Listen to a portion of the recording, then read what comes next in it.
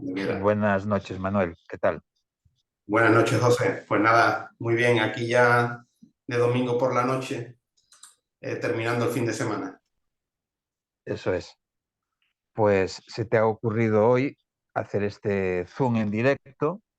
La gente no, no se ha enterado lo suficientemente a tiempo, así que vamos a tener una conversación a dos, queda grabada y después lo podrán ver en diferido. Pues me gustaría preguntarte una cosa, ya que el asunto va de qué aporta el eneagrama, y estamos hablando del eneagrama de Claudio Naranjo fundamentalmente, porque es el que entendemos que es más serio, más riguroso y que realmente pone más luz al asunto de las patologías. Y después hablaremos también un poquito de la propuesta de eneagrama profundo, que es una especie de síntesis entre Ichazo y Naranjo y que intenta afinar en algún punto un poquito más. No sé si se consigue. Me gustaría preguntarte cuántos años hace que acabaste la carrera de psicología y cuándo empezaste a ejercer de psicólogo. Pues yo terminé la carrera de psicología en el año 2001, es decir, a mitad de año 2001, pues hace como 23 años, cerca de 23 años, ¿no? Y comencé muy pronto a ejercer como psicólogo, también más desde la rama social, eh, desde el movimiento asociativo en drogodependencia. Yo tenía ya un voluntariado durante los años de carrera. Entonces, aunque las prácticas de la carrera a través de la Universidad de Sevilla la hice en la rama clínica y en concreto en una comunidad terapéutica que está en una zona bastante céntrica de Sevilla. Era la única comunidad terapéutica de psicóticos crónicos que estaba dentro de la ciudad. De los demás hospitales estaban a las afueras, donde en el mismo hospital. Pero esta era como una casa, una vivienda, donde había psicólogos, había monitores, monitoras, educadores, con las personas con esquizofrenia, pero estamos hablando de las personas que ya habían pasado por todos los recursos y que de alguna manera tampoco podían estar viviendo con sus familias, integrados en sus familias, porque el grado de deterioro era muy grande, ¿no? Y entonces, bueno, siempre me atrajo la clínica y también la rama social y la educativa también, pero sobre todo la clínica con la social. Y es en ese voluntariado que hice durante los años de la carrera y también posteriormente, porque sigo vinculado a ese voluntariado en drogodependencia, pues me hizo, bueno, pues tener un conocimiento, yo creo, un poco lo más amplio posible de todos los que son los factores que hacen que un ser humano pueda en un momento dado entrar en patología, ¿no? Entrar en patología y hacer posible salir de ella, ¿no? Con la ayuda que la psicología, la psiquiatría, el trabajo social, la sociología, etcétera, pues pone al alcance de los profesionales y de las personas, ¿no? Que en un momento dado podemos eh, pues enfermar, ¿no? Bien de la mente, del cuerpo o de las dos cosas, porque cada vez está más demostrado que todo es uno, ¿no? Que no somos mente por un lado y cuerpo por otro, ¿no? Entonces, bueno, pues son bastantes años ya de experiencia viendo personas, también desde la sistémica familiar, que es desde la rama que me formé de posgrado, ya después de terminar la carrera. Tengo una formación bastante amplia en psicología sistémica familiar y bueno, pues aplicando también otras técnicas cognitivo-conductuales. Ya después el enneagrama entra en mi vida y veo la profundidad que aporta, la comprensión tan amplia que supone y también lo ecléctico que es el enneagrama en conjunción con otras corrientes de la psicología, ¿no?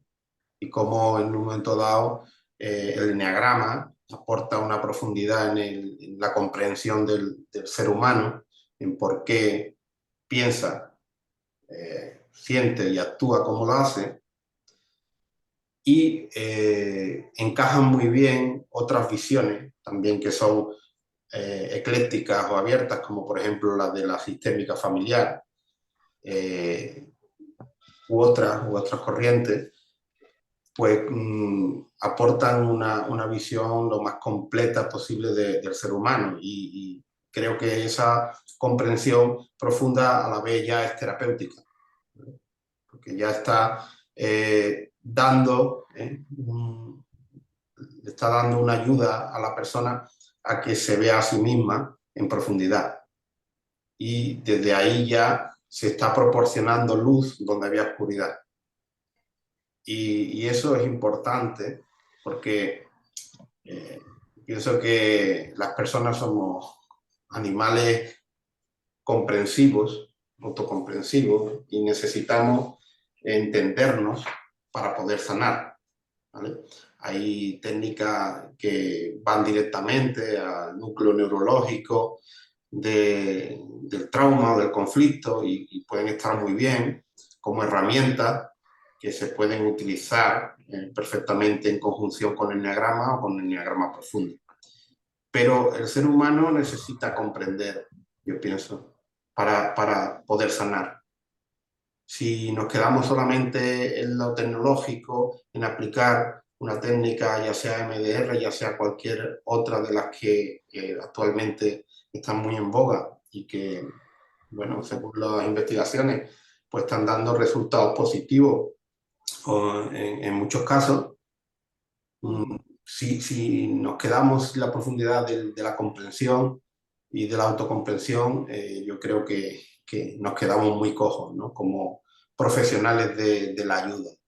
Y las personas que pedimos ayuda, pues también en un momento dado podemos sentirnos muy solos, o podemos sentir que no sabemos lo que nos pasa. Y si no sabemos lo que nos pasa y qué le pasa a los que me rodean, o qué les pasó a mis padres cuando me criaron y por qué hicieron lo que hicieron, desde lo que mejor pudieron hacer, pues quizás no pueda haber una aceptación de lo que me pasó. Y, y, yo creo que ahí está una de las puertas de la sanación, ¿no? De la sanación entendido como dentro de un principio de realidad, ¿no? Y que, como antes he comentado, también va a depender mucho del nivel de desestructuración interior, que a nivel psíquico que tenga la persona, pues el trabajo tendrá que ir más profundo, más largo en el tiempo, con unas técnicas, con otras, pero siempre, ya sea desde la neurosis, ya sea desde, bueno, la psicosis, por supuesto, necesita también la ayuda médica, farmacológica y demás, pero siempre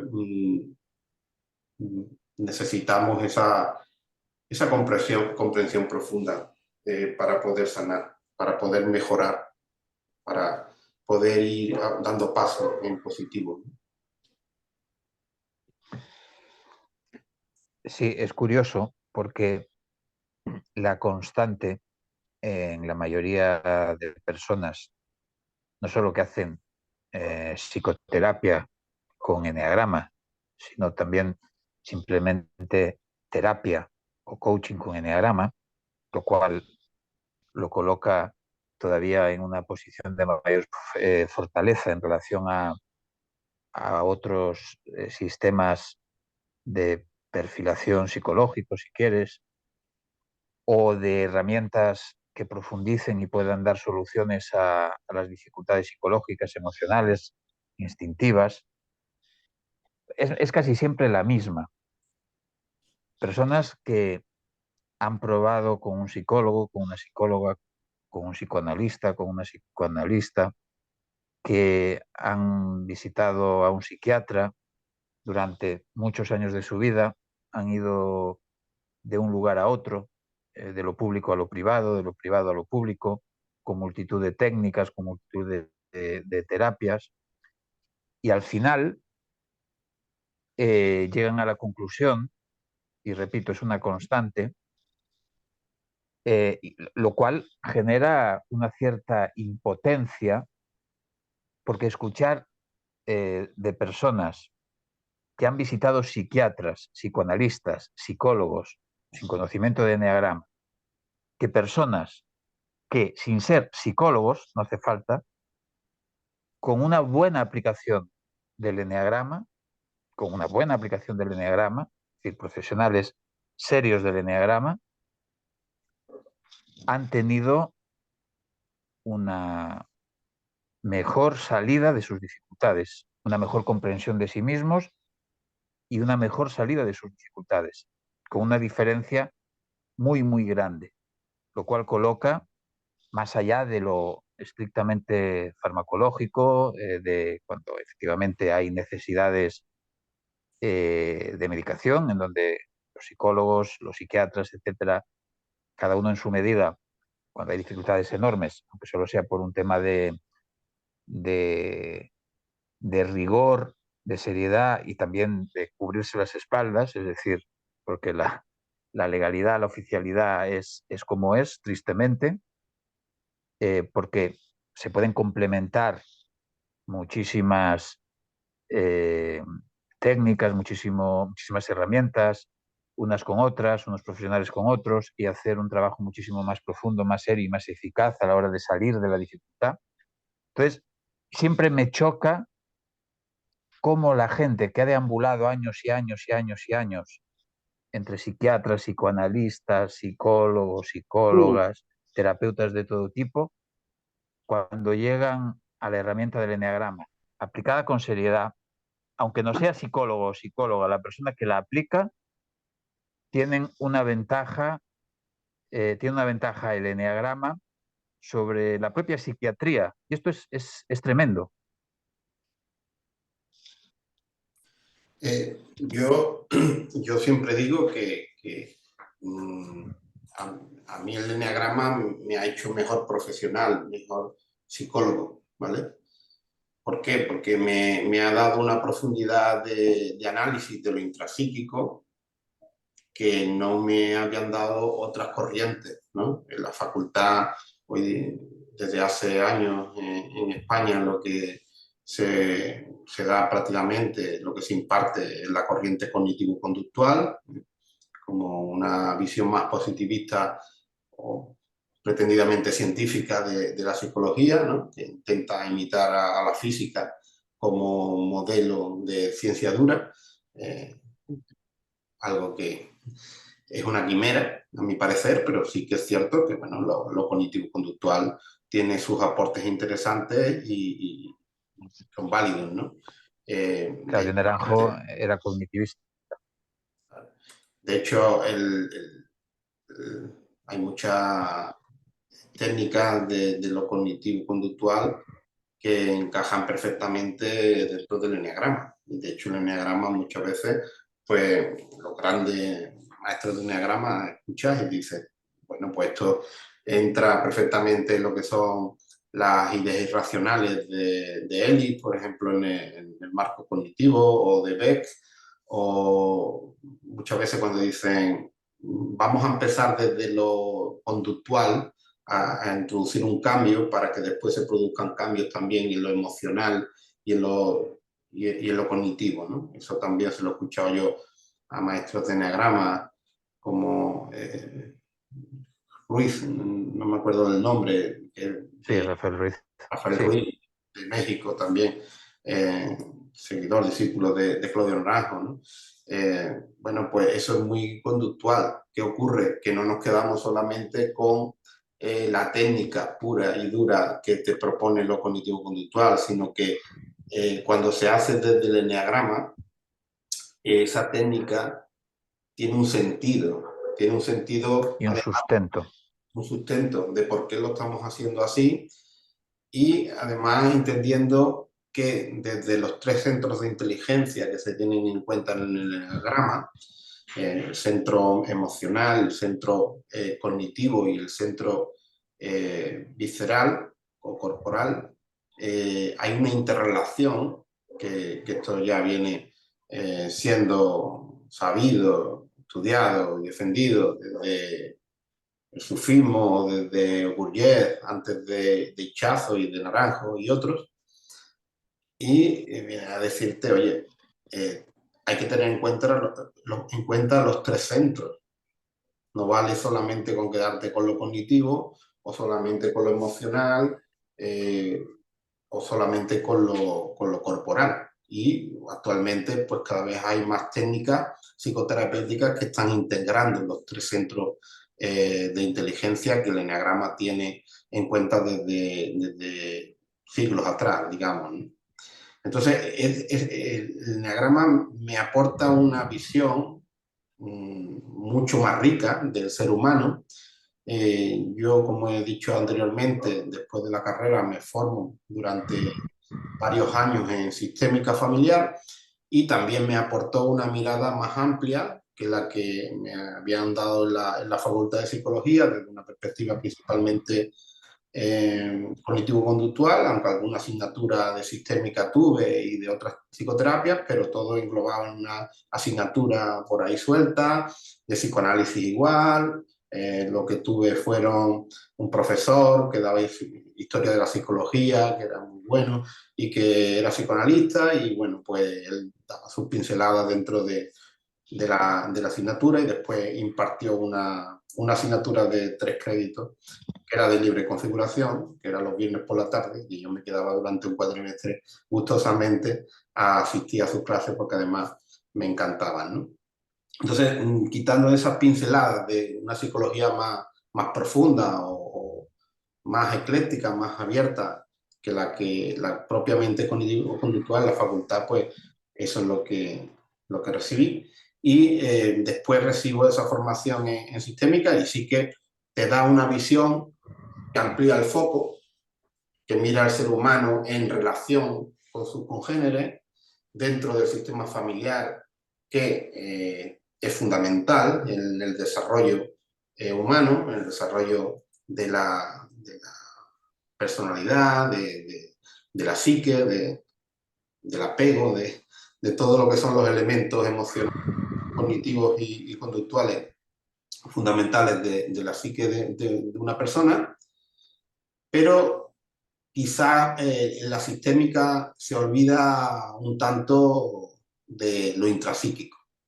Y eso que los autores y autoras que promovieron, que crearon la terapia sistémica, venían del psicoanálisis, en su mayoría, desde la escuela italiana, sobre todo, fueron los pioneros, las pioneras, Selvini, etcétera, y después quizás menos desde la escuela norteamericana, que bebieron más de otras fuentes. Pero a pesar de que la escuela italiana bebía mucho de psicoanálisis, se olvidan un tanto, reniegan de esa parte que el psicoanálisis aporta de profundidad en la comprensión de la psique humana.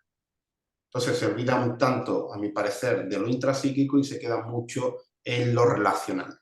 Entonces, desde mi punto de vista, tan importante es lo uno como lo otro. Tan importante es entender al ser humano en relación con sus congéneros, con sus familias, con sus iguales, dentro de los sistemas, los microsistemas sociales en los que participan, como una comprensión profunda de cómo funciona a nivel intrapsíquico ese ser humano. ¿Por qué? Porque la terapéutica va a ser más certera. Hay cuestiones que tienen que ir a lo sistémico a la hora de introducir cambios, introducir propuestas terapéuticas, pero hay otras que son mucho más intrapsíquicas, que además que en muchas ocasiones no cabe otra que hacerlo desde lo intrapsíquico. Pensemos, por ejemplo, en cuando los padres están fallecidos o cuando la pareja con la que se tuvo un conflicto y que se tiene una culpa que está impidiendo que se haga un duelo normativo, normalizado, no es posible porque esa persona ha fallecido. Por lo tanto, hay que hacerlo desde lo intrapsíquico, ¿no?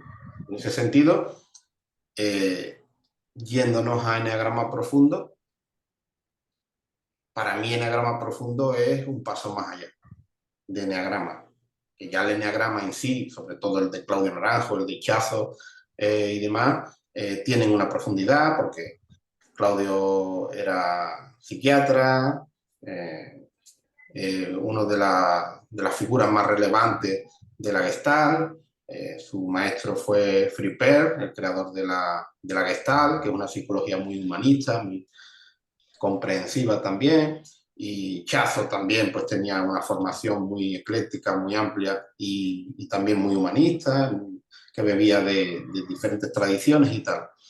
Pero Enneagrama Profundo introduce una comprensión que el propio nombre lo dice, ¿no? Aún más profunda de cómo se forma la estructura de personalidad y cómo se forma la estructura particular de cada uno, de cada persona. Hay una fórmula general en los 27 subtipos, los 27 arquetipos que están magistralmente pues, definió, explicó Claudio Naranjo, ¿no?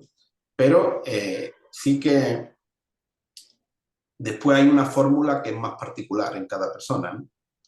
Y ahí pues, tiene que ver con qué vivencias particulares tuvimos desde que nacemos, teniendo en cuenta desde el eneagrama profundo también lo que pudo pasar, lo que pasó antes del nacimiento, en ese contenido neurótico anterior al nacimiento, como primera naturaleza neurótica de las 4 que se tienen en cuenta desde esta propuesta, tanto desde lo transgeneracional, de nuestros ancestros que hayan podido ser transmitidos vía epigenética, que pues esta ciencia que es muy, muy reciente, pero que ya ha aportado algunos resultados irrefutables, aunque quede mucho por demostrar aún y por realizar, investigaciones por realizar en este terreno.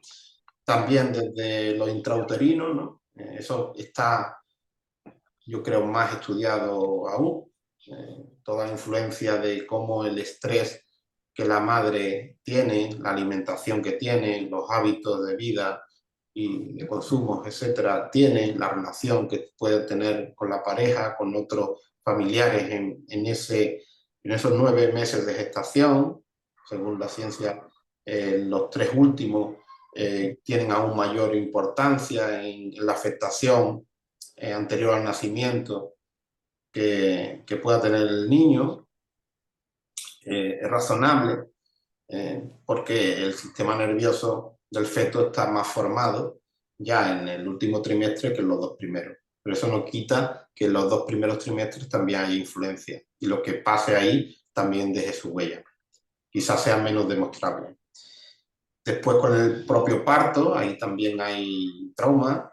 Ya había algunos psicoanalistas de la época de Freud que hablaban del trauma del nacimiento, y vaya si lo es, porque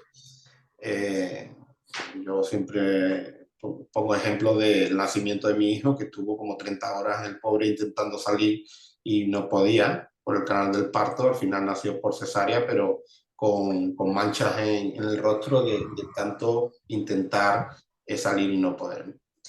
Por lo tanto, ahí hay un agobio, hay un contenido que introduce una neurosis, aunque sea parcial, en lo que después es la psique de la persona, ¿no? Ya una vez que nace, entramos en contenido neurótico posterior al nacimiento, con todo lo que la ciencia de la psicología evolutiva, de la teoría del apego y demás, viene demostrando. De hecho, esta semana vamos a compartir un documento en Enneagrama Profundo, la formación que tiene que ver con esto y cómo afecta a lo neurológico, porque todo está interconectado, ¿no? En esa relación particular con la madre, la principal figura de apego en la mayoría de los casos, aunque no siempre. En otros casos puede ser el padre u otra figura, pero normalmente es la madre, o quien haga las funciones de madre, de función materna. Y posteriormente, pues ya se forma el subtipo, el eneatipo, el rasgo principal, pero que va a tener como una fórmula particular en cada persona. Y ahí está lo particular e intransferible de cada ser humano. Por eso, aunque nos ajustemos más o menos a uno de los 27 arquetipos, digo más o menos porque si tenemos uno de los instintos muy dominantes frente a los otros dos, nos vamos a ajustar más al arquetipo descrito por Ichazo y Naranjo que si tenemos, por ejemplo, dos instintos muy igualados o los tres más igualados, donde pues nos va a costar un poco más de trabajo de ver en qué subtipo estamos, ¿no? O qué instintos es los que están más altos y cuáles están más bajos. Pero además de eso, hay unas vivencias particulares que no son compartidas con nadie, que son propias. Y ahí es donde el Enneagrama Profundo también aporta una visión particular y que aporta al trabajo personal, a la psicoterapia o al coaching transformacional, una herramienta, una forma de ver y de que la persona se vea a sí misma en la profundidad que nace o incluso antes, ¿no? Porque se pueden analizar también todo lo que es la transmisión transgeneracional que ya la sistémica tiene en cuenta, siempre como mínimo 3 generaciones, ¿no? 2 por arriba de la persona o incluso a veces 3, ¿no? Por tanto, esa visión profunda al final a la persona le ayuda, ¿no? Sí, no somos un número, no somos un subtipo, somos alguien particular que no compartimos determinadas vivencias y determinados contenidos neuróticos con nadie más. Aunque ese otro tenga el mismo eneatipo, el mismo subtipo que podamos tener nosotros, incluso con un par instintivo con los mismos porcentajes que podamos tener nosotros. Y ahí hay una hermenéutica, un análisis profundo que Enneagrama Profundo, porque además bebe de la psicología profunda, que es el psicoanálisis, pues aporta a esa parte personal intransferible, más allá de que se tiene en cuenta una estructura de egos que bebe de Ichazo, aunque se simplifica un poco, pero se tiene en cuenta también otros egos desde la propuesta de Ichazo que enriquecen, a nuestro parecer, la propuesta más simplificadora en ese sentido del ego que proponen los 27 subtipos de naranjo, ¿no? Y en ese sentido, por eso digo que a mí, yo como profesional de la psicología, he visto cómo el enneagrama entra en mi vida y cómo el enneagrama profundo más tarde me da una visión mucho más profunda y me da una capacidad de ayuda que muchas veces pues hace que los procesos sean más rápidos. Porque también la capacidad de ayuda también está en quien está en el lado del terapeuta, en la capacidad de ver y de llegar a lo profundo dentro de lo que marca el proceso, porque estamos hablando de cosas que no son 2 más 2, sino que son más complejas y la persona también, sobre todo, es ella la que lo tiene que ver, quien acude a terapia o a coaching, pero sí que está, a mi parecer, muy claro que si el terapeuta ya tiene herramientas de análisis, de ver desde lo profundo del otro, va a ir más rápido, le va a ayudar de forma más rápida a que la persona también se pueda visualizar de forma más certera, profunda y con una cuestión más rápida, por ejemplo, que los psicoanálisis tradicionales, ¿no? Que eran procesos muy largos, ¿no? Aquí en el Enneagrama Profundo hay un método que tiene una serie de sesiones. Sí, es verdad que no son 6 sesiones, porque eso quizás sea irnos al extremo de las propuestas bueno, más neoliberales que te quieren vender, que te puedes curar, que te puedes sanar en pocas sesiones, pero sí que no están en un extremo ni en el otro. Están en un intermedio donde se va a lo profundo y eso lleva su tiempo, pero a la vez con un ritmo más marcado y más directo, con unas técnicas concretas de autoanálisis y de intervención también terapéutica que hacen que el proceso al final no sea eterno, ¿no? Y además que tenga un sentido, tenga una dirección y no vaya perdido, ¿no? Que es lo que yo creo de lo que adolecía quizás el psicoanálisis, no de profundidad, eso sí, siempre lo ha tenido, y eso lo aporta en el Eneagrama Profundo, esa visión profunda de lo intrapsíquico, pero quizás el psicoanálisis, sobre todo el más clásico, se perdía a veces en procesos interminables, donde las personas decían, bueno, es que voy a estar toda mi vida psicoanalizándome, y bueno, había veces que había más avances terapéuticos, otras veces menos, y bueno, eso creo que denostó en parte al psicoanálisis como sistema terapéutico entre ciertas corrientes o ciertas personas que decían que no era válido terapéuticamente hablando. Creo que sí lo era, lo que pasa que como el propio psicoanálisis ha ido evolucionando en las últimas épocas, pues se ha vuelto un poco más directivo, un poquito más también centrado en los objetivos terapéuticos y más centrado en soluciones, y no solamente en el análisis profundo que el psicoanálisis clásico hacía, ¿no? Eh, Continuando un poco con lo que dices, yo diría que desde la visión de Enneagrama Profundo se coloca al ser humano desde la lógica de la biología versus la cultura. Es decir,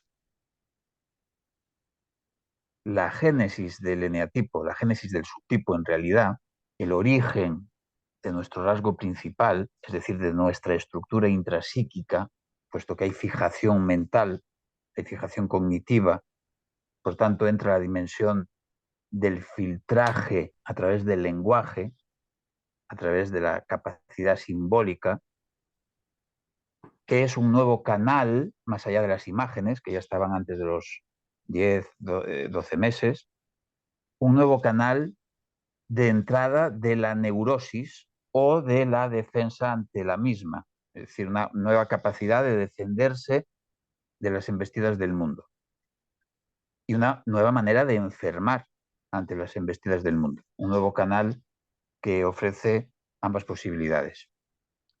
Por tanto, el comprender el origen del carácter, del rasgo principal, y saber cómo se va formando y qué mecanismos defensivo-agresivos se van produciendo y que perduran en nuestra interpretación de la realidad emocional, mental, instintiva, hace que nos volvamos a relatar nuestra vida, volvamos a hacer un nuevo relato de nuestra vida y comprendamos todo lo que hemos vivido desde otra perspectiva. Porque nos damos cuenta de que había una herida nuclear de separación dominante, había un gran tema del mundo, una polaridad atencional asociada a esa herida que nos llamaba más la atención y que eso desencadenaba de forma defensiva en una pasión, en lo emocional, en una fijación cognitiva en lo mental, en unos mecanismos de defensa propiamente dichos y habitaciones fundamentales también en lo emocional, como respuesta a esa herida. Y después una serie de ideas locas, de estructuras de pensamiento, de dogmas, introyectos, mentalidad, en fin, que nuestra estructura intrapsíquica se conforma a partir de un choque entre lo biológico y lo cultural y que se solventa de manera instintiva. Es una respuesta instintiva, donde el instinto entra en la selva de la cultura a través de la puerta del eneatipo, del que sea, de un eneatipo, de todos, pero especialmente de uno, dependiendo de qué herida nuclear de separación, cuando el niño gana conciencia de que es diferente a mamá, tiene más peso, duele más, genera más impronta en el sistema nervioso central y en el cerebro, en la memoria emocional. Y por tanto, qué gran tema del mundo, qué polaridad atencional asociada a esa herida pasa a ser el gran asunto para cumplir la función del super yo, crecer, cumplir una utilidad en el mundo. Claro, comprender el origen de nuestra estructura y comprender cómo nos defendemos con esa estructura de la herida nuclear de separación, del origen del proceso de individuación nuestro, personal e intransferible, hace que revisemos toda nuestra existencia con una comprensión mucho más profunda y entendamos por qué estamos haciendo lo que hacemos, por qué sentimos como sentimos, por qué actuamos como actuamos. Eso calma al ser humano. Comprender el por qué, lo que decías tú al origen. ¿Por qué siento como siento? ¿Por qué actúo como actúo? Entonces, desde el Enneagrama Profundo, colocamos en ese choque biológico-cultural la génesis del carácter y lo explicamos desde una herida nuclear de separación y una polaridad atencional asociada a la misma, que son los asuntos centrales del rasgo principal, junto con el estrés instintivo dominante del pack instintivo de nacimiento, que ya viene neurotizado de base epigenéticamente y que es la cuarta naturaleza neurótica, junto con el contenido anterior y posterior al nacimiento y la propia estructura o la propia fórmula. ¿Qué ocurre? Ocurre, y bueno, decía que la herida y la polaridad están por encima, desde nuestro punto de vista, de la pasión y la fijación, porque vienen como a remolque, como mecanismos defensivos o agresivos. También es muy interesante decir que esta división de la neurosis en cuatro naturalezas hace que, de alguna manera, podamos concretar la máxima de lo que es dentro es fuera, lo que es fuera es dentro. Y también esa interrelación entre la biología, el instinto y la cultura. Y también la interrelación entre los diferentes centros de inteligencia, es decir, cómo se afectan entre sí mutuamente y cómo nos afecta absolutamente el ambiente en el cuerpo y en cada uno de los centros de inteligencia, cómo psicosomatiza y también cómo es imprescindible en terapia actuar desde lo intrapsíquico hacia afuera, desde lo intrapsíquico hacia adentro, desde fuera hacia lo intrapsíquico, es decir, somos seres humanos en relación, pero tenemos una estructura con cierta capacidad de flexibilizarse. La neuroplasticidad es una evidencia,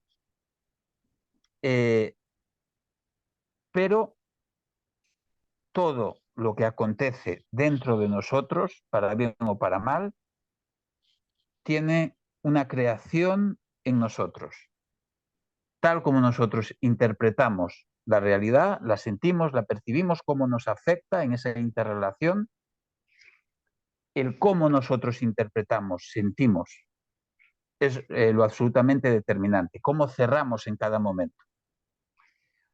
Otra cosa interesante es que esas cuatro naturalezas neuróticas se interrelacionan permanentemente entre sí y que el rasgo principal, la estructura, es como una consecuencia de las otras tres, del contenido neurótico anterior al nacimiento, del pack instintivo de nacimiento neurotizado y del contenido neurótico posterior al nacimiento hasta los 3 años.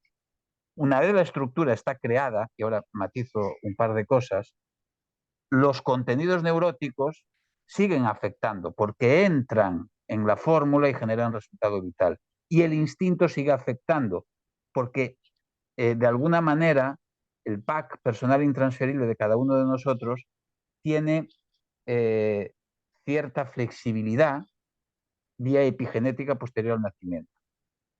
En lo personal e intransferible, no en el sentido de que al ser instinto responde de manera inconsciente, automática, etcétera, y que está al servicio de la supervivencia del individuo y de la especie en última instancia. Pero el eneagrama, con sus reglas, con las reglas de la figura, se supeditan al inconsciente con sus reglas. La estructura intrapsíquica tiene instancias intrapsíquicas. El ego subtípico es una instancia intrapsíquica, el ego de balance es otra instancia intrapsíquica, el ego de los centros de inteligencia de las triadas es otra instancia intrapsíquica. Y hay un ego que es el subtípico, en donde habita la fórmula, en donde habita el rasgo principal, que se somete a las reglas de la figura, a la vez que a las reglas del inconsciente. Pero el ego de balance y el ego de las triadas no se someten a las reglas de la figura, se someten a las reglas del inconsciente y están manejadas por las reglas del inconsciente. Ahora, todos los rasgos, todas las estructuras, todos los yoes, desde el punto de vista de estrategia vital subtípica, pasan a estar al servicio del ego de balance, en donde se genera un patrón personal e intransferible, pero supeditado no a las reglas de la figura, sino a las reglas de ese patrón personal e intransferible manejado por el inconsciente. Y el ego de balance hace de puente entre el primer y segundo conflicto del ser, es decir, entre el desajuste en el instinto pervertido, en la relación de la estructura o de los yoes, con un yo al frente, el principal, con el mundo adulto real, exterior y objetivo, con la cultura, con la obligación de someterse a la prohibición del incesto, y hay un primer conflicto del ser entre el animalito, el instinto de base, los residuos más o menos, digamos, permanentes del pack instintivo original de nacimiento, con la propia perversión instintiva, es decir, con la entrada del animalito en la selva cultural. Entonces, Eneagrama Profundo da una visión que te permite comprender en profundidad el origen de tu carácter en relación a esa contradicción biológico-cultural, en donde la afectación transgeneracional en el organismo y en la memoria emocional es muy potente, donde lo que sucede en la vida intrauterina, en esa vinculación con el cordón umbilical, a través del cordón umbilical con la madre, por tanto, hay una memoria celular compartida y una memoria emocional compartida porque se comparte inconsciente. Toda esa afectación intrauterina transgeneracional del parto que afecta y queda latente en el organismo del niño a expensas de ser activada y pasar a ser contenido neurótico posterior al nacimiento, si esa activación se produce, en donde nacemos con un pack instintivo humanizado, afectado por ese contenido neurótico anterior al nacimiento, transgeneracional, intrauterino. El comprender las relaciones entre las naturalezas neuróticas, cómo se interrelaciona cada una de ellas con la otra y cómo afectan unas a la génesis de las otras, en este caso contenidos y pack a la génesis de la estructura de la fórmula neurótica principal, del instinto pervertido, hace que el propio ser humano, el propio sujeto, la propia persona, tenga capacidad de comprenderse mucho más, pero también de autoobservarse mejor, porque tiene herramientas de autoobservación más profundas. Estoy en un desequilibrio del primer conflicto en los instintos de base, estoy en un desequilibrio del instinto pervertido en el segundo conflicto del ser, se está activando mi ego subtípico y estoy en las reglas de la figura al nivel del inconsciente, o estoy en el patrón personal intransferible porque caigo en un primer conflicto del ser y se activa el ego de balance, etcétera. Es decir, ¿qué antídotos le voy ofreciendo a lo que me pasa en cada momento? Eneagrama Profundo ofrece una manera de autoobservarse diferente, más perfilada, más sutil. Y creo que acierta más en la génesis del carácter. Y creo que acierta poniendo el centro de atención en la herida nuclear de separación y en la polaridad atencional asociada a la misma, por encima de la pasión y la fijación, que evidentemente son muy importantes. Y bueno, entender que la estructura intrapsíquica es más que el ego subtípico, es más que el rasgo principal, y entender que la estructura intrapsíquica no solo depende de las reglas de la figura, que depende de las reglas del inconsciente. Es decir, el inconsciente, que vela por la supervivencia del individuo y de la especie, pesa muchísimo más que las reglas de la figura en ciertos momentos, permanentemente diría. Las reglas de la figura solo sirven para el segundo conflicto del ser. Lo que el inconsciente aprovecha son los 27 subtipos, los 27 instintos pervertidos, porque todos los niños hemos tenido, y todas las niñas, las 9 heridas. El mundo embiste con todo cuando hace cuña con mamá. Y todos hemos sufrido estrés en los 3 instintos. Y en algún punto pasa a ser dominante el instinto secundario o el ciego. Hablo del rasgo principal, tomando como referencia el rasgo principal. Por tanto, todos tenemos las 27 fórmulas neuróticas encima. Todos tenemos los 27 instintos pervertidos encima. Y el inconsciente se aprovecha de estas 27 estructuras, de estos 27 yoes, de estas 27 fórmulas, para intentar defenderse del mundo, para intentar sobrevivir. Pero eso no quiere decir que las reglas de la figura estén regulando en ciertos momentos a esos yoes o a lo que acontece a nivel interno. Simplemente que toma esas estructuras a la hora de generar un patrón personal intransferible que no se rige por las reglas de la figura. Entonces, la estructura intrapsíquica es más amplia que el ego subtípico, que el rasgo principal, y la estructura intrapsíquica va más allá de las reglas de la figura. El inconsciente es jerárquicamente superior. Asocia, condensa, desplaza, y la profundidad del inconsciente, en el inconsciente está absolutamente todo lo que vivimos, el inconsciente es una máquina perfecta, en donde el lenguaje, Freud hablaba de el retorno de lo reprimido.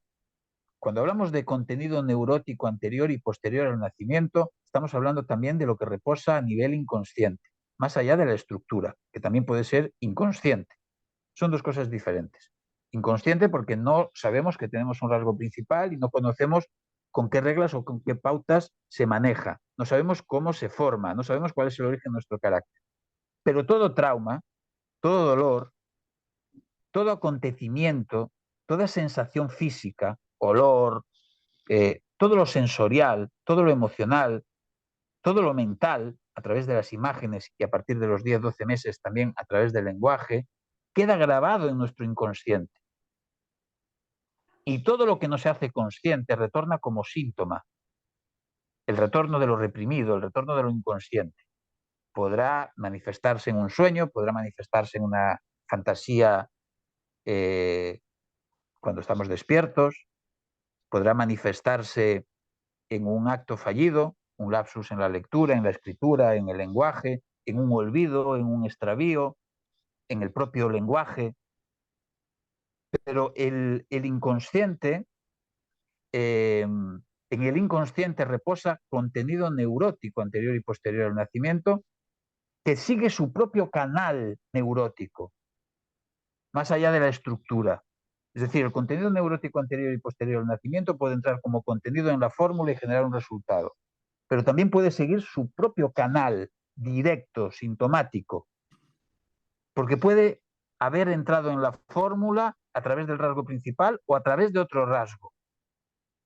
Esa realidad es personal e intransferible. Es imposible de mapear a la perfección. Creamos un modelo aproximativo. Es demasiado compleja la realidad psíquica como para decir que no tiene la verdad. Es imposible. Claro. Entonces, lo que aporta Eneagrama Profundo respecto a otras propuestas de Eneagrama o a otras propuestas de la psicología humana. Manuel, y para acabar, que me queda un detalle, Sí, que sí. la neurosis puede entrar directamente desde el pack instintivo. Dependiendo de la neurosis del pack instintivo, el pack instintivo en defensa del individuo puede generar neurosis directamente, sin pasar por lo emocional, sin pasar por el filtro de la fórmula, eh, al margen del contenido neurótico. Sé que esto es muy discutido y con razón, pero yo estoy seguro que la neurociencia demostrará esto dentro de unos años. Por Es ejemplo, decir, ¿podrías poner las un cuatro, ejemplo concreto de esto, de cómo pues la neurociencia mira, entra en cuando el pack instintivo tú imagínate eh, que alguien con 80 años eh, desarrolla un cáncer de próstata, porque tiene 3 hijos de 40 y muchos y ninguno tiene hijos, y él quiere ser abuelo.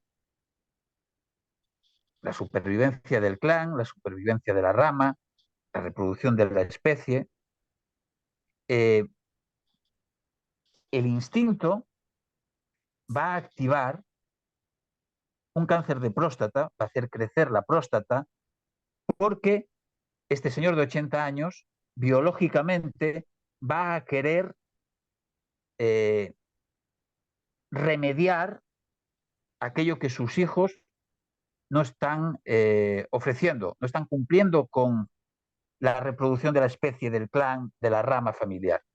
Claro, uno puede decir, ok, pero este hombre está filtrando a través de un rasgo principal, o está filtrando a través de un sistema de creencias, o está filtrando a través de unas emociones concretas o de unos sentimientos concretos. Bueno, el pack en su conjunto. Bien, y ahora vamos a suponer que es un hombre soltero, que no tiene hijos. Y vamos a suponer que tiene una vinculación transgeneracional con un cura de la familia, hermano de uno de los abuelos o hermano de uno de los bisabuelos, que no tuvo hijos, que cumplió el voto de castidad, pero que su padre no quería que fuese cura y que esa rama de la familia se quedó sin descendencia porque fue cura. ¿Me estoy explicando? Y tiene una vinculación transgeneracional el señor de 80 años de hoy con ese señor que era cura y que decepcionó a su padre y que esa rama murió, por tanto no es un descendiente directo, es hermano del bisabuelo. Si se activa inconscientemente, porque epigenéticamente ese duelo de ese bisabuelo que no supo gestionar ese trauma porque su hijo fue cura y no tuvo descendencia, en realidad el trauma es no tuvo descendencia, si eso pasó epigenéticamente,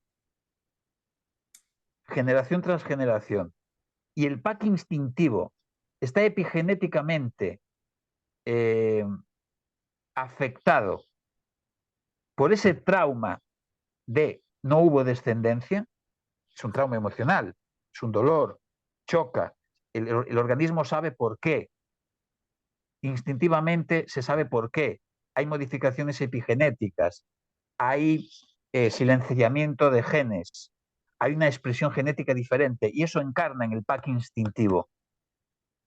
Si el señor de 80 años no tiene hijos y no quiso tenerlos voluntariamente, pero el inconsciente activa instintivamente en defensa de la reproducción del clan, en defensa de la reproducción de la especie, pero del clan, de la subsistencia del clan que está por encima del individuo, el, el, el instinto, el pack instintivo, puede activar un cáncer de próstata sin que ese señor esté preocupado en que sus hijos puedan o no tener descendencia. No sé si me estoy explicando. Sí, sí. Es decir, que el pack instintivo, sé que esto es discutible y con razón, Lo que pasa pero es que estoy es más discutible en desde 20, 30, 40 el años. visto, desde de la investigación, es más complicado de demostrar. Entonces, puede que haya personas que escuchen este directo cuando lo colguemos en YouTube y rebatan esto, ¿no? O no estén de acuerdo, o no, porque no se puede demostrar como si se pueden demostrar o son más fáciles de visualizar o de comprender otras influencias, ¿no? Otras entradas de la neurosis, que es lo que estabas comentando. Con ello no podemos tampoco decir que no, que sí, desde el Enneagrama Profundo se cree que sí, por eso se tienen en cuenta también todas las incorporaciones de la epigenética actual, tanto la transgeneracional como la intrauterina, aún asumiendo que es un campo de investigación que está en pañales, que está empezando, pero que ya hay algunas evidencias científicas que son irrefutables. Por lo tanto, aquellos que ya decían estas cosas desde tiempo atrás, pues hoy día están viendo cómo la ciencia más positivista está poniendo sobre la mesa algunos resultados que dicen que algo mucho de verdad en ello había, ¿no? Respecto al tema de lo que comentaba, de toda la estructura de egos que tiene en cuenta Enneagrama Profundo, es una propuesta en este sentido pues más completa que otras propuestas. Siempre decimos que no es que sea mejor, simplemente es diferente. Nosotros sí que entendemos que complementa a otras visiones, incluida la del propio Naranjo, que lo tenemos como referencia, y también a la de Ichazo, por aquello de que uno centró mucho la descripción de los 27 arquetipos subtípicos y el otro pues quizá olvidó esa parte a la que al Naranjo le dio más importancia, a la de la descripción de los subtipos, que también es fundamental dentro de la propuesta de Enneagrama Profundo. Y el hecho de que haya dos personas con el mismo rasgo principal, es decir, con el mismo neatipo, con el mismo subtipo, después, como Enneagrama Profundo también integra la propuesta de Ichazo a través del ego de balance y del ego de las triadas, crea una estructura de egos donde se dice, pues el ego subtípico podría ser en dos personas igual, pongamos, ¿no? Con un par instintivo pervertido durante el periodo simbiótico de 0 a 36 meses, con unos porcentajes instintivos en cada uno de los tres instintos, X y Z, igual al de otro individuo. ¿Vale? Pongamos que esos dos individuos tienen con el mismo peso de un ala en relación a la otra, con una tendencia a la flecha más que la otra, con unos padres parecidos, incluso con un sistema familiar parecido, etcétera. Aún así, después hay una serie de vivencias que van a condicionar los componentes, los elementos, la estructura del ego de balance que se forma desde los 3 a los 9 años con elementos del resto de neatipos. ¿Vale? Puede coger el mecanismo de defensa del 7 y la fijación del 2 o la pasión del Sí, o tirar, 4. o tirar de un subtipo completo, de una fórmula neurótica completa. Es decir, En ese caso sería cuando la herida que se forma durante los años de los 3 a los 6 destacara mucho sobre las otras 8, ¿no? En ese caso hablamos del enneagrama profundo, que también es una propuesta novedosa en este sentido, de un ego superpuesto. Siempre que en el enneagrama se pregunta, bueno, ¿tenemos solamente un ego? ¿Somos solamente un eneatipo? ¿O podemos ser dos? Siempre se ha defendido categóricamente que tenemos uno. Y desde el Enneagrama Profundo eso se matiza. ¿En qué sentido? En que sí que tenemos un ego subtípico, es decir, un rasgo principal a nivel de eneatipo y a nivel de paz instintivo particular, ¿no? Que si tenemos uno de los tres instintos muy dominante, pues va a entrar bastante bien, se va a corresponder bastante con la descripción de uno de los 27, ¿no? Subtipos de naranjo. Pero después está una parte que es variable muy variable en función de las vivencias entre esos 3 y 9 años del niño o la niña, que va a generar un patrón personal intransferible que se rige por las reglas del inconsciente, que es el ego de balance. Y eso sí que va a diferenciar, como en un 50%, la gestión del contenido neurótico de una persona a otra, aunque ambas compartieran un ego subtípico igual. Y si la herida distinta a la del ego subtípico, pongamos una persona, uno conservación, que durante los años de los 3 a los 9 tiene mucha herida nuclear, de separación, pongamos por casos de promesa materna incumplida del 7, que aunque es flecha, pero en este caso haría tanta pupa, haría tanto daño, tanta herida durante esos años de la herida del 7, que estaríamos con una persona que puede convertir su ego de balance personal intransferible en un ego con rasgos principales. Y en esos casos hablamos de egos superpuestos. Son aquellas personas que tienen como dos rasgos, ¿no? Dos rasgos principales que parece que están los dos peleando a ver quién coge el volante, a ver quién coge el mando de la psique de la persona, ¿no? Y de ahí, pues, que haya personas que se hayan podido ubicar en uno de esos egos, pero le quede esa cosa de, pero es que tengo tanto del otro. Claro, cuando en el caso del ejemplo que acabo de poner son flechas, por ejemplo el 1 y el 7, pues dice, bueno, pues tengo muchas flechas. Pero es que más allá de que tenga muchas flechas, es que puede que seas una de esas personas que componen el 10% de la población, aproximadamente, estamos hablando con datos aproximados obviamente, porque no disponemos de datos precisos, que tienen un ego superpuesto, es decir, que el ego de balance se ha convertido en ha adquirido un rasgo principal. Entonces estarían ahí como el ego 1, conservación, con el 7, pongamos, sexual, peleando a ver quién toma el mando.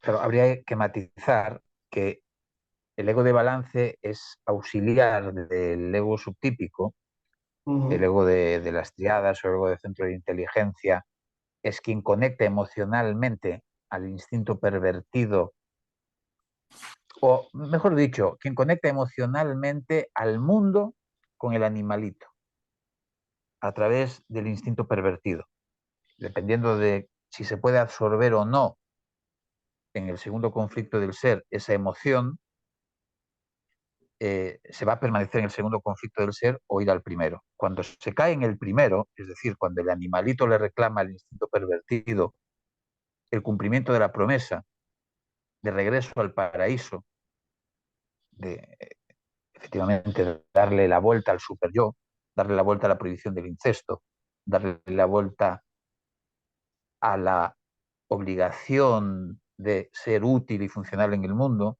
de crecer, de ser socialmente operativo. Eh, Cuando se cae en el primer conflicto del ser y se permanece en el primer conflicto del ser, la estructura de egos, la estructura intrapsíquica, intenta sacar al ser humano de esa insatisfacción instintiva de base y colocarlo otra vez en el raíz del mundo.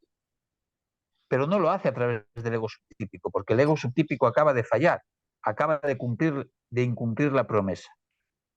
Entonces el ego de balance es un constructo paralelo, un patrón personal intransferible paralelo, que de repente vuelve a colocar al animalito, por defensa propia, en el mundo adulto, real, exterior y objetivo. Lo vuelve a colocar en la lógica del segundo conflicto del ser. Y desde ahí vuelve a enganchar con el mundo. ¿Qué ocurre? Cuando la insatisfacción es tan grande y cuando uno cae y permanece de manera duradera en el primer conflicto del ser, uno se desestructura, se desintegra y cae en patología, en disociación o en patología, dependiendo del rasgo principal y dependiendo del ego de balance, que tiene mucho más que ver con la desintegración en muchos casos que el ego subtípico o el rasgo principal, que habría que matizar esto también mucho. Por tanto, el ego superpuesto, en el caso de que el ego de balance tenga un rasgo principal, ese ego superpuesto va a atender al primer conflicto del ser, y el ego de subtípico va a atender al segundo conflicto del ser. Lo que ocurre es que el ego de balance entrará en la lógica de las reglas de la figura, pero siempre va a tener más peso el rasgo principal, porque el rasgo principal, en el momento en que el ser humano vuelve a engancharse en la ilusión del mundo, en la ilusión del segundo conflicto del ser, en la lógica de cumplir una función, en la lógica de puedo satisfacer al animalito a través del mundo, rápidamente va a volver a caer al rasgo principal y a las reglas de la figura. Entonces, este es el pequeño matiz. Y en relación a, si me permites, y después ya cierras tú, con el tiempo que desees, si me das 2 minutos yo ya acabo. Sí. De la misma manera, o sea, hay que entender que la génesis del ego de balance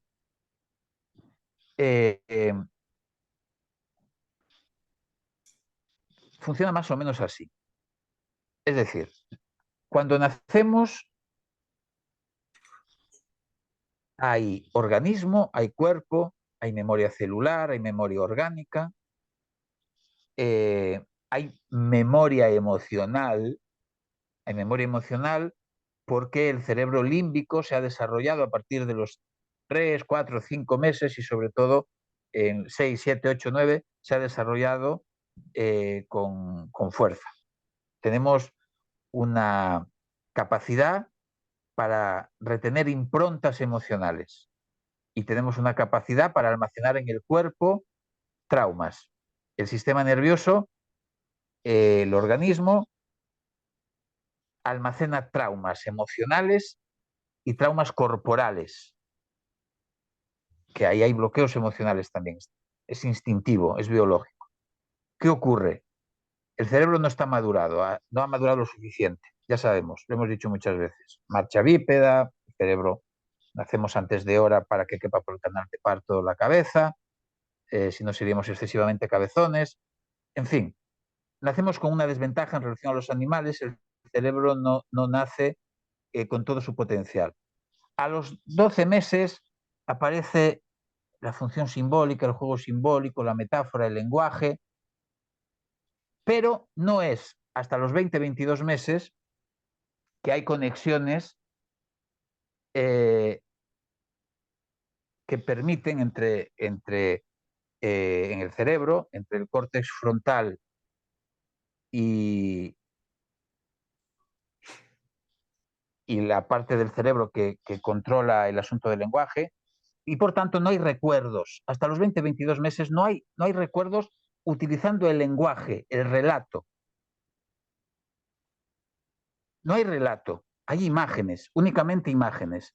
El cerebro humano solo tiene imágenes, pero no tiene capacidad de relato, no tiene lenguaje todavía. El lenguaje no es un canal de entrada para la neurosis todavía, ni es una opción que posibilite intentar darle la vuelta a esa neurosis. ¿Qué quiero decir con esto?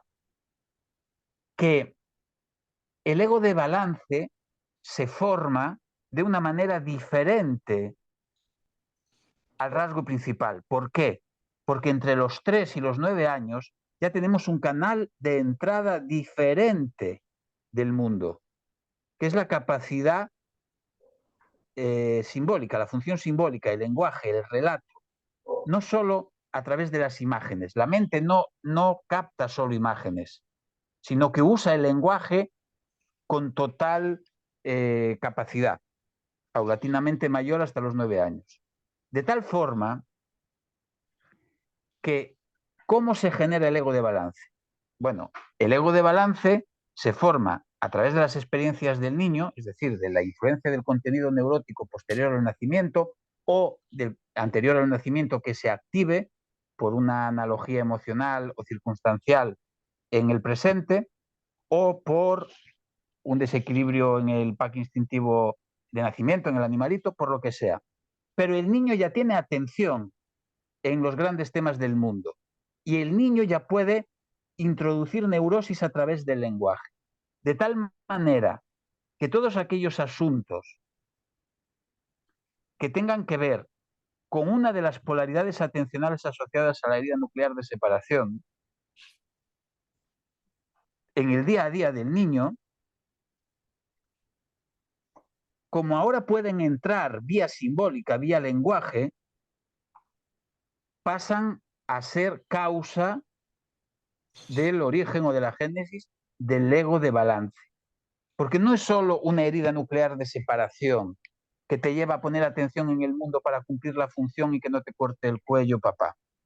No, ahora tú puedes recibir inputs emocionales, instintivos, corporales, pero también mentales filtrados por el lenguaje. Por tanto, si hay asuntos que tienen que ver con la niñez adultez, que entran a través del lenguaje, que entran a través de la mente, por tanto, que afectan directamente a la polaridad atencional, en este caso del 2, y eso es permanente o pesa mucho entre los 3 y los 9 años, ahí se va a estar formando necesariamente un ego de balance con mucho peso del eneatipo 2, pero porque está entrando información sobre niñez adultez a través de la mente, a través del filtraje, a través del relato, de la metáfora, del lenguaje, porque es un nuevo canal de entrada neurótica, es un nuevo canal de relación con el mundo que no existe en el momento de la herida nuclear de separación y durante la etapa simbiótica tardía, pero sí entre los 3 y los 9 años. No sé si me estoy explicando. Por tanto, el ego de balance tiene un nuevo canal de entrada para su configuración o para su génesis, que lo posibilita esta conexión neuronal entre el cerebelo y el córtex frontal, que no llega hasta los 22 meses, 20-22 meses. Por tanto, no hay relato. Los niños tienen una imposibilidad de relatar antes de los 22-24 meses. A partir de ahí, sí. Por tanto, hay un canal de entrada para la génesis diferente. Pero como el rasgo principal está formado, el ego subtípico está formado, es para una génesis que trata de resolver el primer conflicto del ser y satisfacer al animalito. Y cae, por tanto, de parte del nacimiento, del origen del ego de balance. No sé si me he expresado, Manuel.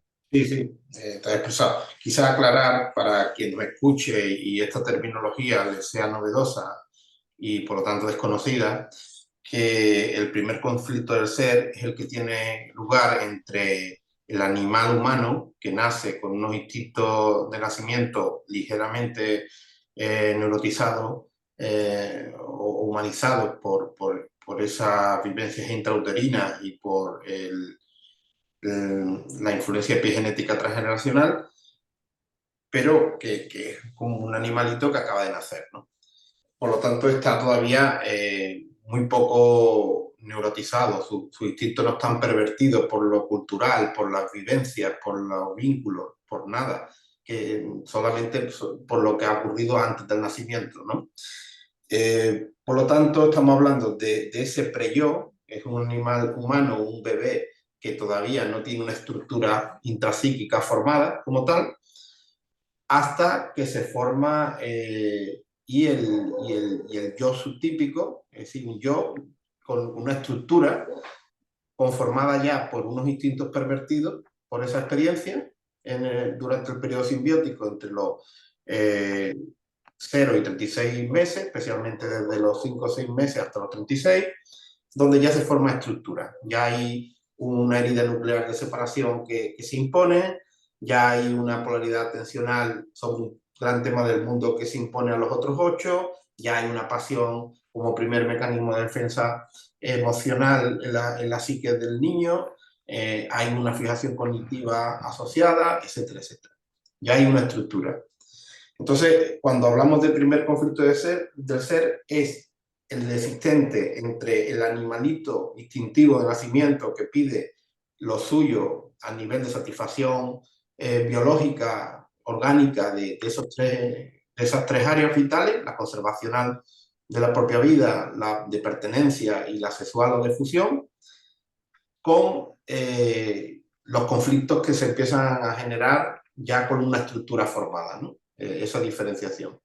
Y después está el segundo conflicto del ser, que es el que existe entre la estructura subtípica del ego subtípico, que ya se ha formado entre los 0 y los 36 meses de vida del niño, en relación con el mundo adulto exterior real, real y objetivo. Es decir, cómo, en función de cuál sea la estructura subtípica que se forme en cada persona, ese individuo se va a relacionar con el mundo exterior de una forma particular y con unas estrategias particulares, ¿vale? No van a ser las mismas formas las de un 8 conservación que las de un 2 sexual, las de un 5 social que las de un 9 conservación, etcétera, etcétera. Entonces, aclarar esto porque entiendo que cueste trabajo ahora mismo entender, si no se conoce la teoría, qué es eso. Al final son dos conflictos que todo ser humano tiene constantemente en la vida y que solamente desaparecen momentáneamente cuando estamos en un estado de equilibrio interno, donde sentimos que todas nuestras necesidades están satisfechas y donde tenemos un equilibrio perfecto entre nuestros centros de inteligencia emocional, mental y visceral, y donde no hay conflicto con el mundo exterior y objetivo, es decir, más o menos ese nirvana que momentáneamente podemos alcanzar en estados de relajación profunda o en estados en los que estamos disfrutando profundamente de una conexión interior que nos proporcione algún sentimiento muy profundo y que nos llene, ¿no? Pero después el principio de realidad se impone y al rato de salir de la sesión de meditación fantástica o de la experiencia espiritual X, como hace unos días me comentaba una paciente de México que había tenido una experiencia espiritual inexplicable, pero muy profunda en una iglesia de allí, de Ciudad de México, donde fue de rebote porque la madre le dijo a su hermana que fueran y ella que no suele ir, pues fue y al final se encontró allí con unas personas que son intermediarios o tal y bueno, hubo una conectividad muy grande.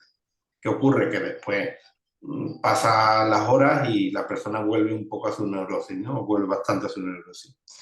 Dicho esto, y por ir cerrando, porque ya llevamos camino de la hora Sí, y media. Manuel, fe de errores. Antes he dicho cerebelo y tenía que haber dicho hipocampo.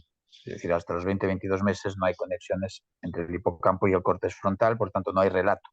Vale, el hipocampo, que es el almacenamiento de la memoria episódica, de las experiencias vitales con episodios concretos de vida, ¿no? Dicho esto, y por ir cerrando, por no alargar esto demasiado, porque en principio íbamos a Sí, hablar más de las aplicaciones psicoterapéuticas de Eneagrama Profundo, pues bueno, José ha estado comentando mucho de lo que hoy se hace en cualquier terapia del trauma, ¿eh? El trabajo con el trauma, que cada vez pues hay nuevas propuestas de intervención que tienen en cuenta elementos que se tienen también en cuenta desde la propuesta de Enneagrama Profundo, como todo lo que son los daños en el vínculo de apego del niño con la madre o con quien hiciera la función materna, etcétera. Todo lo que es la restauración de los daños que pudo haber en los primeros 24, 36 meses en la formación de ese vínculo, como el tema de las terapias narrativas, de este tipo de terapias de tercera generación, que también se le llama, se tiene muy en cuenta cómo la persona ha de comprender lo que le pasó y cómo reformular una nueva historia ante sí que sea más aceptable, más válida y más esperanzadora o que produzca una relajación mayor a la persona en el sentido de poder aceptar que lo que le pasó porque tuvo que pasar y porque además no pudo ser de otra manera y comprender mejor también por qué papá y mamá pudieron cometer errores que seguro que no quisieron cometer y cómo nosotros también como seres humanos imperfectos. Y de acuerdo al principio de realidad, pues también hemos podido cometer errores que deben ser autoperdonados, ¿no? O deben ser aceptados, porque no somos omnipotentes y no tenemos la capacidad de no errar, ¿no? Entonces, creo que el enneagrama profundo también va muy en esa línea, de acuerdo a lo que son las conocidas actualmente como terapias de tercera generación, donde tienen en cuenta múltiples influencias de por qué se construye la neurosis en el ser humano, por qué se construye en un momento dado la psicopatología y cómo salir de ella, ¿no?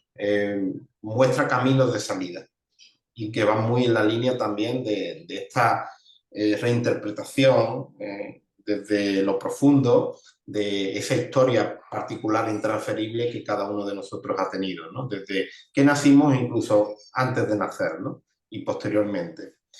Y bueno, eh, poco más que decir que cosas, más bien remarcar cosas que ha dicho José, como que el enneagrama profundo nos aporta herramientas de autoobservación personal que van muy a lo profundo de cómo se formó nuestra estructura, nuestro carácter, nuestra personalidad, y también nos aporta herramientas de autocomprensión de por qué nuestra estructura intrapsíquica, por qué nuestra fórmula neurótica particular e intransferible es la que hay y no es otra, ¿no? Y eso también ayuda a la autocomprensión. Yo puedo decir desde mi experiencia terapéutica cómo a veces una sola conversación con una persona en terapia, o incluso a veces tomando un café, porque también es cierto que a veces pues sabes que eres psicólogo, sabes que te dedicas al tema este, y familiares, amigos y tal te comentan cosas que les duelen, y que he podido comprobar como un café, una conversación a través de la visión del enneagrama profundo, que le ayuda a esa persona a comprender por qué su hijo, por qué sus hermanos, por qué sus padres o por qué él o ella misma funcionan, están actuando como están actuando, desde lo profundo de la visión del enneagrama profundo, para la redundancia, les aporta mucha claridad y mucha paz, les aporta mucha comprensión de por qué las cosas son como son. Eso ineludiblemente lleva aparejado me ha servido mucho la conversación que tuve contigo hace unos días, ¿vale? Por ejemplo, pasó con un familiar de mi pareja hace unas semanas que venía de una localidad de Valencia, aquí a Sevilla, y estuvimos charlando. Ya tiene un hijo con el que tiene problemas de relación más mayor, después tiene otros dos hijos mellizos de otra pareja, otras circunstancias, problemas con hermanos, historias, ¿no? De temas de herencia, conflictos que vienen de atrás también muchas veces con los padres que ya han fallecido, etc. Y le dice esta persona a mi pareja, ya en repetidas ocasiones, como esa conversación, y fue una conversación desde la óptica, desde la visión de enneagrama profundo, que le aportó mucha luz a comprender qué es lo que está pasando y a no errar el tiro nuevamente, porque claro, intuitivamente las personas hacemos lo que creemos más conveniente para alcanzar nuestro deseo. En este caso, por ejemplo, mantener una relación lo más positiva posible con su hijo, ¿no? Un hijo adolescente con el que ya he dicho que tiene dificultades de relación. Y muchas veces, pues, la intuición falla en ese sentido. Creemos que, por ejemplo, llamándolo más veces, va a venir más a comer conmigo o con nosotros y tal, y no es así. A veces hay que dar la vuelta desde una comprensión profunda de por qué tu hijo, también desde su posible rasgo principal, funciona como funciona, y en función de las vivencias que ha tenido y de la influencia también del entorno familiar, etc. Entonces, en un momento dado puede servirnos más, no tanto y atosigar para que venga, que te va a decir que no una y otra vez, aceptar más que quizás no sea esa la estrategia, sino otra donde, por ejemplo, su hijo se sienta mucho más comprendido. Y si y se siente más comprendido por su madre, se va a sentir más querido y se va a sentir más respetado. Porque muchas veces cuando no nos sentimos comprendidos, y más cuando esa incomprensión percibida viene de nuestra propia figura materna, una sensación de rabia interior la que produce, de pues no me quiere, en el fondo lo que quiere es lo que ella desea y punto, pero no me está teniendo en cuenta a mí, etcétera, etcétera. Pongo este ejemplo y también pongo otro ejemplo de cómo cuando hago formaciones, recibo formaciones, yo imparto y también recibo, obviamente no paramos de formarnos. Pues la semana pasada mismo estuve en una formación sobre daño emocional en la infancia o la adolescencia con un gran profesional, que ya es la tercera formación que hago con él. Es psicólogo, tiene una amplia formación en temas de trauma, apego, etcétera, etcétera. Y bueno, pues la verdad que es muy enriquecedora la formación. Pero cuando expone casos, pues llega a conclusiones que desde la visión de Enneagrama Profundo, complementaria a toda la formación que este gran profesional tiene, pues aporta un grado más allá de completar el puzzle, ¿no? De por qué la persona, del caso que expuso, pues funciona como funciona. Y eso puede hacernos en un momento dado, como terapeutas también, no errar el tiro en creer, o bien que nuestra intervención está produciendo un efecto, sea deseable a veces o no deseable en otra, que no está produciendo como tal, sino que se debe más bien al rasgo principal del sujeto, o que realmente no lleguemos a comprender con toda la profundidad que merece esa persona por qué está actuando como está actuando, ¿vale? Por muchos conocimientos de psicología que se tengan. En concreto, era un caso de un chico policía que había recibido un trato muy autoritario por parte de su padre. Su padre, a su vez, había sufrido un trato maltratante físico y psíquico por parte del padre, o sea, del abuelo del sujeto que acude a consulta. Y este chico se mete a policía local y no llega a ejercer violencia ni contra las personas de la localidad donde trabaja cuando las detiene o tal, pero sí que tiene ciertos problemas de control de ira a nivel verbal. Y también con su pareja está teniendo algunos conflictos porque se dispara a nivel verbal cuando le entra la ira. Claro, tiene mucha herida de injusticia por todo lo que ha vivido durante el periodo simbiótico, además con un padre tan autoritario y demás. No se entró en la descripción de cuál es la relación con la madre en el caso o en el curso, pero nada más con esta información de contenido neurótico del padre, pues tenemos mucho, ¿no? En este sentido. Tal como estuvo describiendo a esta persona, el profesor, yo lo ubicaba como hipótesis, porque no tenía datos para una ubicación certera, obviamente, pero en un posible uno sexual, ¿vale? En el hijo, en el policía, el que acude a la consulta, que después a una de las consultas acude con el padre para que el padre pueda comprender también el daño, pero a la vez comprender el daño que él mismo traía de la generación anterior, etc. Y a través de esa intervención, este profesional de la psicología, pues dice, gracias a esta intervención que hicimos con el paciente y con el padre del paciente y tal, de autocomprensión de uno y el otro y tal, hemos evitado que el paciente, el policía, llegue a ejercer violencia física, por ejemplo, contra las personas que pueda detener en su trabajo o con la pareja y tal. Bueno, yo creo que ahí está errando el tiro. Es más, en la contención, en lo conductual, en la expresión de la ira, se debe más al rasgo principal de ese sujeto que a la intervención en sí. que por supuesto la intervención, no me cabe duda que tuvo unos efectos terapéuticos positivos en la persona, pero no para evitar que este hombre termine ejerciendo violencia física o no, porque eso ya estaba controlado desde la propia estructura, ¿vale? Obviamente no, nadie está libre, por muy uno que se sea, que en un momento dado pueda desbordarse la persona y ejercer una violencia inaudita en una persona de este carácter, ¿no? Porque se vea muy desbordado.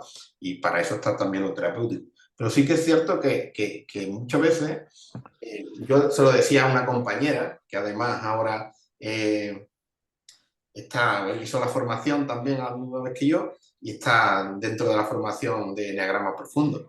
Y decía, mira que hemos aprendido cosas en esta formación y una visión muy completa de la psique humana y del trauma y de la intervención y demás.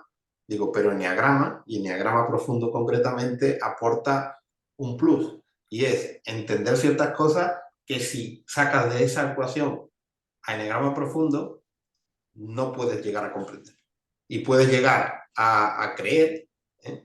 Que tu intervención está produciendo unos efectos, deseados o no, que no son propiamente de la intervención en sí, en ese aspecto concreto, ¿no? Lo que no quita que haya tenido efectos positivos, sin duda, sobre esa persona, sobre la estructura familiar en su conjunto, etcétera.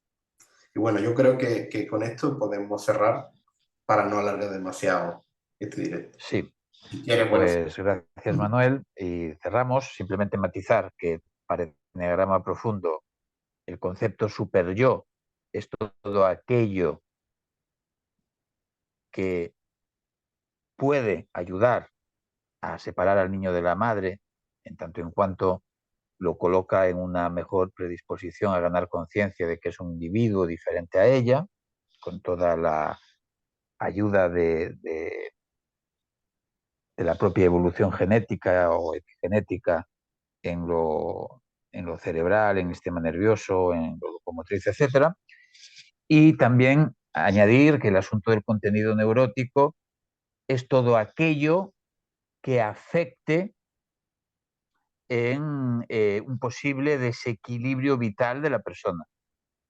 Evidentemente, el asunto de los apegos es central porque ahí está el tema, es decir, el apego no es más que una melancolía de la fusión, una melancolía de la simbiosis, es la fuerza centrípeta, es el inconsciente familiar, es la promesa de regreso al paraíso. Pero contenido neurótico es absolutamente todo aquello que emocionalmente, simbólicamente o corporalmente pueda generar un cierto desequilibrio, desde el rango de hermandad, desde el proyecto paterno, desde la emoción de las emociones de la madre cuando estaba embarazada, desde las coaliciones que se puedan dar en el sistema familiar, desde las promesas que puede hacer el padre, desde los refranes que usa el padre, de los introyectos, el lenguaje dominante de la familia, la energía emocional de la familia, el rasgo principal del padre, el rasgo principal de la madre, el contenido neurótico del padre y de la madre que opera en su rasgo y genera un resultado vital en el padre y en la madre, es decir, cualquier asunto. Es decir, en el grado profundo no desperdicia absolutamente nada en el tema del contenido neurótico anterior o posterior al nacimiento, en esa influencia anterior en el pack instintivo por supuesto, no desperdicia nada que tenga coherencia en el sentido de separar al niño, de hacer cuña entre el niño y la madre para que gane conciencia de ser diferente en el tema del super yo, ¿no? ¿Qué cumple una función de super yo? La función paterna no solo la realiza papá, la realiza el entorno, el sistema, la realidad cultural con aquello que corresponda. El hermanito pequeño que nace pasa a ser papá, desde la lógica del Enneagrama Profundo. el trabajo Porque, de la madre, porque por ejemplo, ¿no? El trabajo claro, porque ese que el se trabajo de la madre, la madre cualquier asunto. Es decir, cualquier asunto que haga o que ayude a que el niño gane conciencia de que es diferente a mamá y que duela, eso pasa a ser superior. Estas matizaciones en relación al contenido neurótico anterior y posterior, su influencia en el pacto instintivo y la idea de superior en sí misma, ¿no? Como elemento que empieza a generar estructura, fórmula, etcétera, ¿no? Para completar esta lógica de las 4 naturalezas neuróticas que se interrelacionan. Y con esto, pues nada, nos vemos pronto y espero que sea útil a quien lo use, a quien lo escuche. En este caso, quien desee participar en la segunda formación de Enneagrama Profundo, que no ha hecho más que comenzar y que tiene una duración de 12 meses, o sea que tiene todavía toda la formación por delante, pues solamente tiene que ponerse en contacto a través de Instagram, de enneagrama.profundo o de enneagrama.profundo en acción con José, o a través de El Valor del Enneagrama conmigo, o cualquiera de nuestras plataformas de redes sociales o de nuestros teléfonos móviles. El mío es el 670-02-1070. El de José no me lo sé de memoria, si quiere que lo diga él, por si... 660 156784. Pero siempre andan por ahí los teléfonos en los anuncios de las redes sociales, que lo solemos compartir en los anuncios, y también por vía WhatsApp y demás os podéis poner en contacto con nosotros y ya veríamos, bueno, pues pasaríamos lo que hemos compartido hasta el momento, las 2 primeras semanas de formación, y os pondríais al día pronto porque no es tanto contenido y podríais engancharos perfectamente a la formación que, como acabo de decir, pues no ha hecho más que comenzar. Y bueno, cerrar diciendo que, como habréis podido comprobar en este directo y en otros que hemos tenido en Instagram en semanas anteriores, se trata de una propuesta muy ecléctica desde lo conceptual, porque se incardina todo lo que vemos que es verdaderamente aprovechable de la psicología evolutiva, de la neurociencia, de la transgeneracional, la epigenética, etcétera. Todo lo que sea válido encaja perfectamente dentro de Enneagrama Profundo, pero con una lógica interna, es decir, no un eclecticismo de paquetes superpuestos sin sentido, sino una incardinación lógica, ¿no? Al igual que se hace con las propuestas de Óscar Ichazo y de Claudio Naranjo, desde el enneagrama más propiamente dicho. Y después también Enneagrama Profundo es una propuesta terapéutica, es un método que tiene también una coherencia interna en su metodología, en sus sesiones, en las técnicas que se aplican desde la misma, y que, como hemos visto, también tiene pues una visión ecléctica de muchas terapias posibles, desde la hipnosis hasta la sistémica, hasta la gestal, hasta cualquier otra, incluso cuestiones cognitivo-conductuales, que tienen cabida dentro de la propuesta ya terapéutica, que es Enneagrama Profundo también, no solamente de explicación de la psique humana. Así que nada, con esto, un abrazo y nos vemos en la próxima. hasta pronto. Enneagrama Profundo es un río abierto, cabe todo. Con sentido, pero cabe todo. Un abrazo. Un abrazo.